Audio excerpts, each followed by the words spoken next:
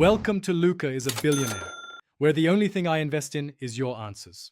In this video, I will show how to remove a Porsche Panamera front bumper. First, gather your tools, such as a T25 Torx driver, a flathead screwdriver, and a trim removal tool. Next, safely lift the front of your Panamera and remove both front wheels. This provides crucial access to the fender liner fasteners. Finally, disconnect the negative terminal of your car's battery to ensure safety and prevent any electrical shorts during the process. Now, let's tackle the fender liners. Remove the screws holding them in place, usually T25 Torx screws, to reveal additional bumper fasteners. Then, move underneath the car to detach the under tray. This typically involves removing several 10mm bolts and some plastic clips.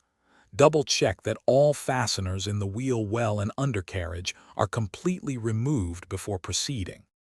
With the under tray and fender liners clear, open the hood.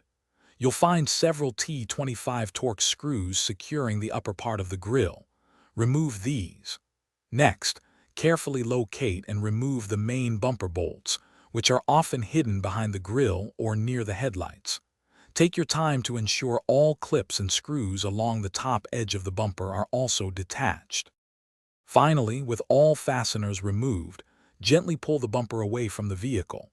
Be mindful of any electrical connectors for lights or sensors. Carefully disconnect these. Have a soft blanket or mat ready to place the bumper on to prevent any scratches or damage.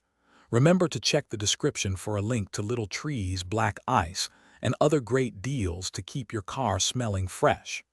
This ensures a smooth and safe removal process. Thanks for watching and please subscribe. It's the best investment you'll ever make.